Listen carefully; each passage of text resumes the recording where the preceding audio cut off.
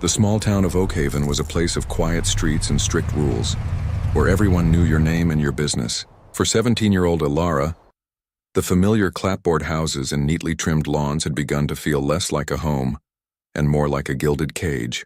Her father, a man of stern principle and deep pride, ruled their household with an unwavering focus on reputation.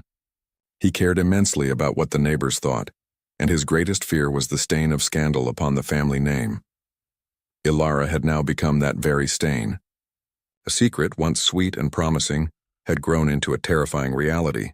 A boy from town had filled her head with dreams of a different life, of love and excitement beyond Oakhaven's borders.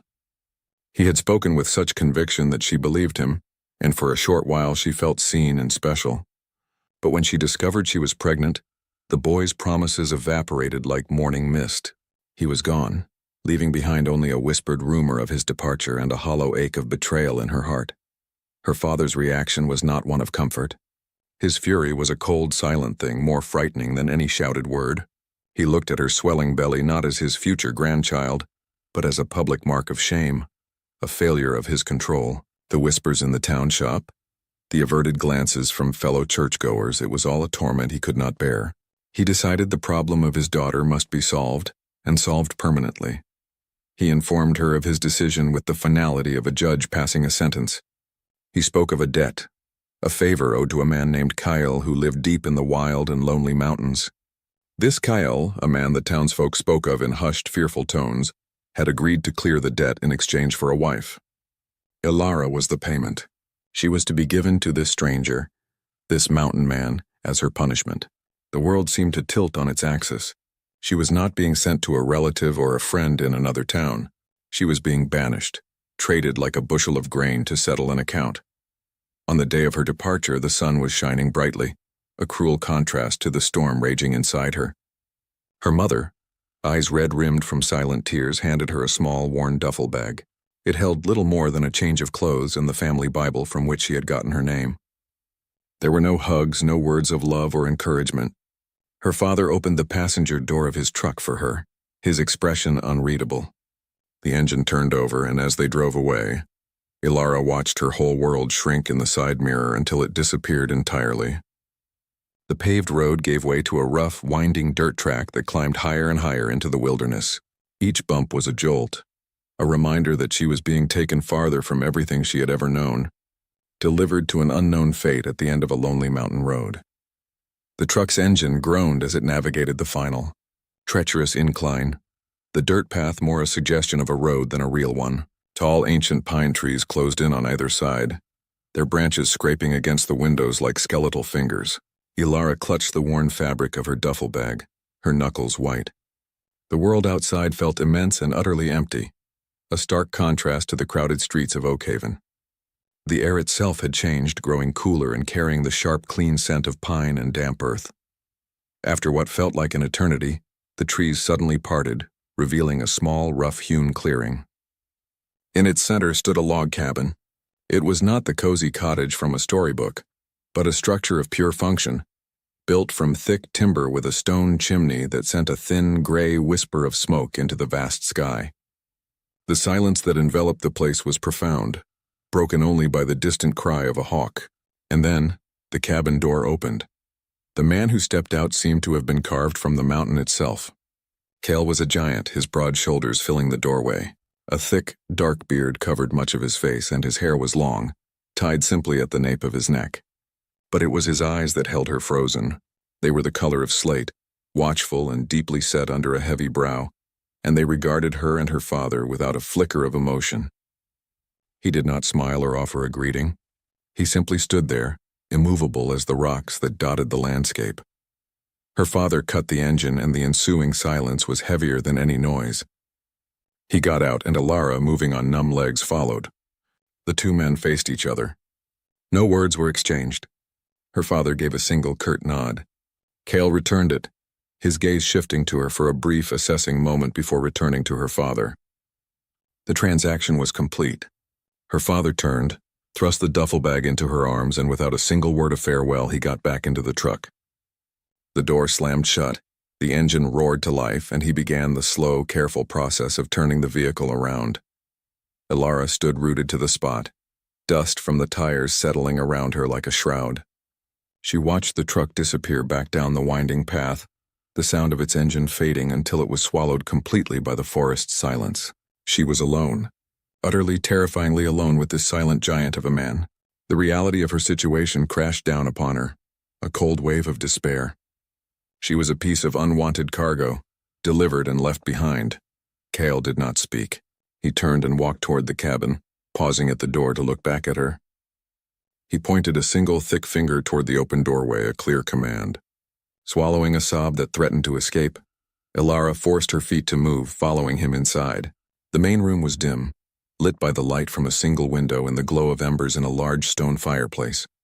It was sparsely furnished, a solid wooden table, 2 chairs, and a worn leather armchair. The air smelled of wood smoke, cured meat, and something earthy she could not name. He pointed to a small, narrow cot pushed against the far wall, piled with a single wool blanket. It was clearly her place. He then made a series of gestures, pointing to the woodpile outside, the iron stove, and a large pot hanging from a hook. His meaning was unmistakable. These were her duties. There would be no discussion, no list of rules, no welcome. Her new life was to be one of observation, hard labor, and silence. He was a man of action, not words, and he expected her to learn the same way. As the heavy door closed, sealing her in, Elara felt the first true icy grip of fear. This was not just a new home. It felt like a prison, and her keeper was a stranger made of stone. The first few weeks in the mountain cabin settled into a harsh and silent rhythm for Elara. Each day was a lesson in survival, taught by a teacher who never used words. Kael's communication was a language of gestures and pointed looks. A nod toward the woodpile meant the firewood needed splitting. A glance at the water bucket meant a trip to the icy stream was required. He would leave a recently caught rabbit or a handful of gathered roots on the rough wooden table, and Elara understood it was her job to clean them, prepare them, and cook them over the iron stove. Her hands, once soft and accustomed to turning the pages of books, grew raw and calloused. Her arms ached from swinging the heavy axe. Her back protested from hauling buckets of water up the slope from the stream. The physical work was exhausting, but the silence was a heavier burden. It was a thick, smothering blanket that filled the cabin, broken only by the crackle of the fire or the sound of the wind outside. She felt more like a servant, a ghost in the corner of this stern man's life than a person. She was a problem he had been given, a duty he endured. At night, curled on her narrow cot, she would cry silent tears into the rough wool blanket, mourning the life she had lost and fearing the future that grew inside her. She was convinced her father had delivered her into a lifetime of lonely, brutal hardship, a punishment she would never escape. Then came the storm. It did not arrive gently. It announced itself with a deep, angry rumble of thunder that seemed to shake the very foundations of the mountains. The wind, usually a soft sigh through the pines, began to howl like a pack of wild animals, hurling itself against the cabin walls. The world outside the single window became a swirling chaos of blackness and driving rain. The sturdy log structure, which had always felt so solid, now creaked and groaned under the assault. Elara huddled on her cot, pulling the thin blanket over her head, but she could not block out the terrifying noise. Every shudder of the cabin, every blast of wind sent a fresh jolt of fear through her. She was alone in this wild place, at the mercy of the elements, with a man who barely acknowledged her existence. The fear and the stress and the loneliness twisted inside her, a tight knot of despair, and then it became something physical. A sharp, cramping pain seized her lower abdomen, so sudden and intense it stole her breath. It was a pain she had never felt before, a terrifying echo deep within where her baby grew. A small, terrified whimper escaped her lips before she could stop it. She clamped a hand over her mouth, terrified of angering Kael, of being a nuisance even in her fear. But the sound had been heard. In the dark, a shadow moved. Kael was there, his large frame silhouetted by the faint glow of the embers in the fireplace. He did not speak. He lit a simple oil lamp, and the warm, golden light pushed back the shadows of the room. His eyes, usually so hard and flinty, found her face pale and sheened with a cold sweat. He saw the fear in her wide eyes, the way her hands were pressed against her stomach. He did not sigh in annoyance. He did not tell her to be quiet. In 2 long strides, he was at her side. His movements, usually so deliberate and heavy, were suddenly careful. He did not ask what was wrong. He simply bent down and with an astonishing gentleness slid one arm under her knees and the other behind her back. He lifted her from the narrow cot as if she weighed no more than a feather and carried her across the room to his own large bed, the one piled with furs near the warmth of the fireplace. He laid her down and pulled the heavy, warm pelts over her. He turned and stoked the fire, adding logs until flames leapt to life, filling the room with a comforting warmth and a dancing light. He went to the stove and heated a pot of water, bringing a clean cloth back to the bedside. He dipped the cloth in the warm water, wrung it out, and with a touch so soft it barely registered, he pressed it against her forehead. His voice, when he finally spoke, was a low, quiet rumble, like the distant thunder that had started it all. "Breathe," he said. His words were not a command, but an anchor thrown into her storm of panic. "Just breathe. It is the storm, the fear. It will pass." And then he did the most remarkable thing. He pulled the simple wooden stool next to the bed, sat down, and he stayed. He did not leave. He did not go back to his own bed. He simply sat there, a silent, solid presence in the flickering light. He watched over her, his quiet strength a wall against the terror raging outside and within. Slowly, guided by his instruction, her breathing began to even out. The sharp pain, fed by her panic, began to recede, fading with the worst of the storm's fury. Exhaustion, deeper than any she had felt from chopping wood, finally pulled her into a deep, dreamless sleep. She awoke to a strange and quiet world. Sunlight streamed through the window. The storm was gone, leaving behind a world washed clean and sparkling. The only sounds were the cheerful crackle of a well-maintained fire and the steady rhythm of Kael moving about the cabin. He was at the stove, preparing a simple gruel. He glanced over at her, and for the first time his gaze did not feel like an assessment. It was merely a check.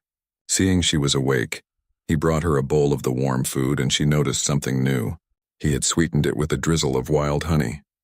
He did not speak of the night before. He did not try to explain his actions or offer empty comfort. But everything had changed. The silent transaction was over. The wall of ice between them had cracked, and through that crack a single warm ray of kindness had shone through. He had seen her not as a burden, but as a person who was scared and in pain. And he had cared for her. That quiet, wordless care was a language she was finally beginning to understand, and it was the first true glimmer of hope she had felt since arriving on the mountain. The thaw that began after the storm was a slow and gentle process, like the first warm rays of sun coaxing life back into the frozen ground. The oppressive silence that had filled the cabin did not vanish, but it changed. It was no longer a wall between them, but a quiet space that began to fill with a new and careful understanding. Kael remained a man of few words, but his actions started to speak in a language Elara was slowly learning to hear. It began with small, quiet offerings. She would wake to find a smooth, gray stone on the windowsill beside her cot, still warm from being carried in his pocket. A few days later, a tiny bunch of purple wildflowers stood in a chipped cup on the rough wooden table. He never said a word about them, never pointed them out. He simply left them for her to find, tiny tokens of a kindness he seemed unable to express any other way. He began to include her in the rhythm of his life beyond chores. Instead of just pointing at the woodpile, he would take her outside and, with slow, deliberate movements, show her the correct angle to hold the axe, the way to position a log for splitting. He did not just leave a skinned rabbit on the table. One afternoon he sat beside her and, with infinite patience, guided her hands through the process, showing her how to remove the pelt in one piece, his own large, calloused fingers moving with a surprising delicacy. Their world expanded beyond the cabin walls. He started to talk not about himself or about feelings, but about the mountain. On their walks to collect water, he would point to a bush heavy with dark blue berries. "Those are good," he would grunt. Then he would point to a cluster of bright red ones. "Those are not." He showed her the subtle signs of animals, the faint imprint of a deer's hoof in the soft mud by the stream, the scratch marks of a bear on a tree trunk, the intricate pattern of bird tracks in the dust. This tentative bridge he built gave Elara the courage to cross it. One evening as they sat by the fire, the words just started to come out, soft and hesitant at first. She told him about the boy from town, not with drama but with a sad honesty. She spoke of the empty promises and the way he vanished, leaving her alone to face the consequences. She found herself speaking of her father's cold disappointment, the way his love felt conditional upon her being perfect. She whispered her deepest fear. that she would have no idea how to be a mother, that she would fail this child just as everyone seemed to think she had failed already. Kael listened. He did not interrupt. He did not offer advice or tell her she was wrong to feel as she did. He simply absorbed her words, his quiet presence making the cabin feel like a safe confessional. He was the first person who had ever truly listened to her. His questions, when they came, were about the baby. He would ask with a glance, a nod toward her swelling middle. He was not asking about a problem. He was asking about a person. One evening, he returned from a long trek deeper into the high country. His hands were empty of game, but he walked directly to her where she sat mending a shirt by the fire. He held out his hand. In his broad, rough palm lay a small figure, beautifully carved from a piece of dark, polished wood. It was a bear, its shape strong and simple, its surface smoothed by what must have been hours of careful work. "For the child," he said, his voice a low rumble. He placed the little wooden animal in her hand. The gesture was so profound, so full of unspoken acceptance that tears welled in her eyes. This was not just tolerance. This was him already claiming the baby, already welcoming it. He was building a cradle for a child he had chosen to love. In that moment, holding the tiny carved bear, Elara felt the last of her icy fear melt away. She was not a burden here. She was becoming part of something. She was home. The mountain summer bloomed around them, a vibrant tapestry of green life and humming insects, and inside the cabin a new world was blooming too. Elara's body continued to change, her belly growing round and heavy with the life within. This transformation was now met not with silence, but with a quiet, steadfast devotion that reshaped their entire existence. Kael's care became his primary language, a constant and gentle dialogue of action. He was always watching, always anticipating her needs before she could even voice them. If a cool breeze picked up, an extra fur would appear draped over her chair. If she looked tired from her walk back from the stream, he would simply take the heavy buckets from her hands without a word. His touch brief and purposeful. He began a new project. Selecting a straight and true oak log from his woodpile, for days the steady rhythmic sound of his carving knife and the gentle tap of his mallet became the music of the cabin. He was crafting the cradle, his powerful hands shaping the hardwood into a thing of beauty and safety. Each curve was smoothed to perfection, each joint fitted with exacting care. It was a labor of pure love, a physical promise to the child who would sleep within its walls. He would sometimes hold it up for her to see, his eyes asking a silent question of approval, and her happy nod was all the praise he ever seemed to need. When he placed it finally near their bed, it stood as the strongest symbol of the family they were becoming. The dynamics of their life shifted into a comfortable and secure partnership. Elara was no longer a student merely learning to survive. She began to truly see the mountain through his eyes, understanding its rhythms and its gifts. She learned which plants made good tea, which herbs could soothe a cough. She started to predict the weather by the color of the sky at dawn and the behavior of the birds. She was no longer the frightened town girl. She was becoming a woman of the wilderness, strong and capable. Their trust in each other deepened into a quiet synergy. He would hunt and she would preserve the meat. She would tend the small garden, and he would strengthen the fence around it to keep out wildlife. They worked side by side, a team building a life together. The most profound change was in the way Kael interacted with her pregnancy.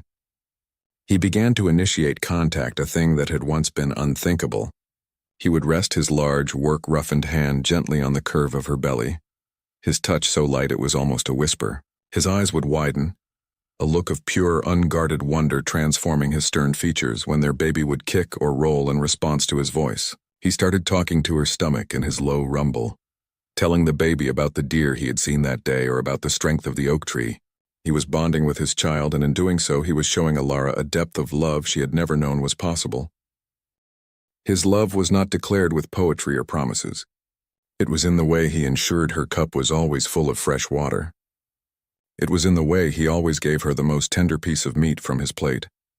It was in the protective way he walked slightly behind her on a steep path, his hand always ready to steady her.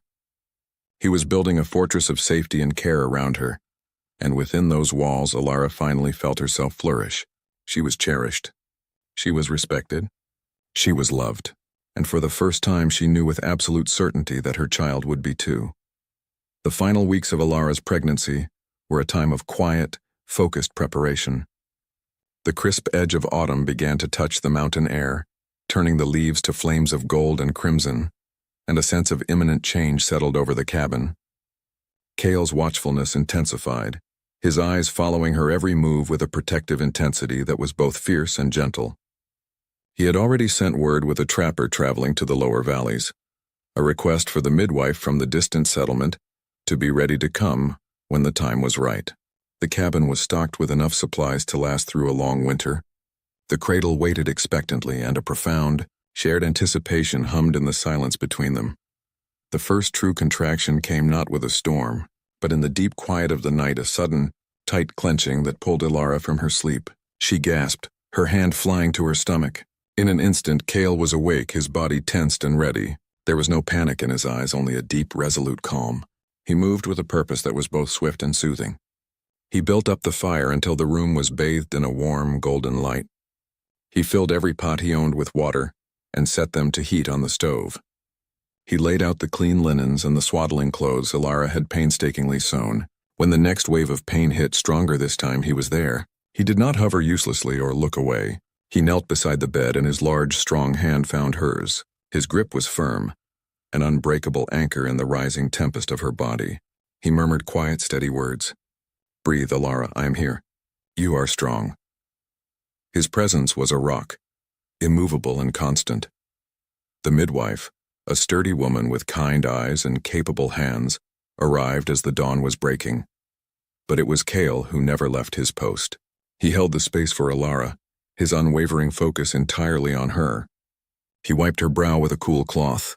He helped her shift positions. He supported her weight when she needed to stand. He was her shield against the fear and the pain, his quiet strength flowing into her with every labored breath. The hours stretched and blurred into a cycle of intense effort and fleeting rest. Finally, as the afternoon sun streamed through the window, filling the cabin with a brilliant, hopeful light, a new sound joined the chorus of her cries and his low encouragements. It was the strong, indignant cry of a newborn. The midwife lifted a tiny, perfect baby boy, his skin flushed and his voice announcing his arrival to the world with impressive volume. For a long moment, Kael did not move. He simply stared, his expression one of pure, unadulterated awe, as if he were witnessing the greatest miracle of his life. The midwife cleaned the baby swiftly and wrapped him snugly in a soft blanket. She turned and placed the tiny bundle into Kael's waiting arms. He looked down at his son, at the shock of dark hair and the miniature, perfect features, and his entire being seemed to transform. The lines of his stern face softened into an expression of such overwhelming tenderness that it brought fresh tears to Elara's exhausted eyes.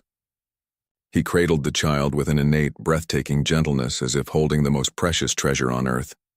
Then he crossed the room and carefully, so carefully, placed their son into Elara's waiting arms. He looked from his child's face to hers, his own eyes shimmering with unshed tears. He leaned down, his forehead touching hers, and in a voice thick with emotion, a voice that held the weight of every vow he had ever silently made, he whispered the words that sealed their destiny. "My wife," he breathed, the words a prayer of gratitude and possession. "My son." In that moment, surrounded by the evidence of their love and their labor, the three of them became a complete and unbreakable circle. The mountain man, the town girl, and the child who was born of the wilderness and their love. They named him Rowan, for the strong and resilient tree that grew on their mountain, a testament to the life they had built together from the hardest of beginnings. Years flowed over the mountain like a gentle stream, each season adding a layer of depth and happiness to life in the little cabin.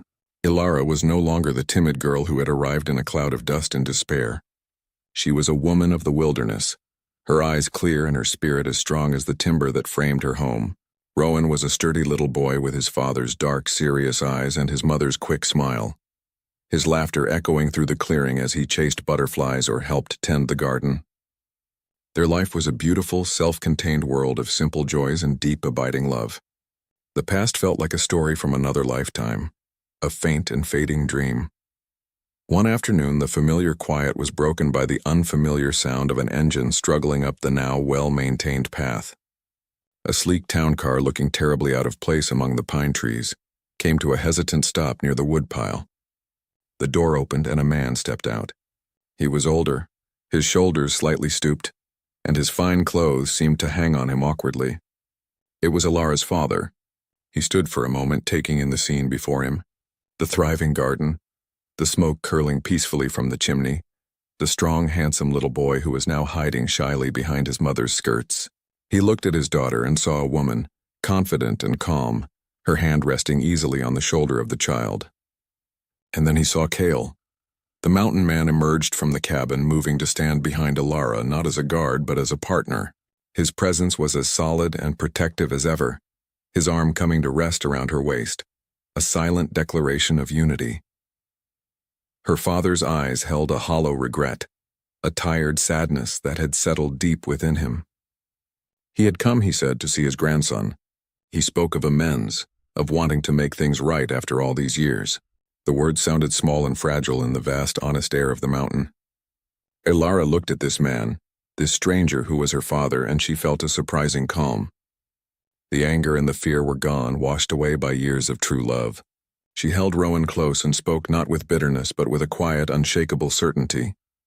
"You thought you were punishing me, Papa," she said, her voice clear and steady. "You believed you were sending your shamed daughter to a beast in the wilderness. You were wrong."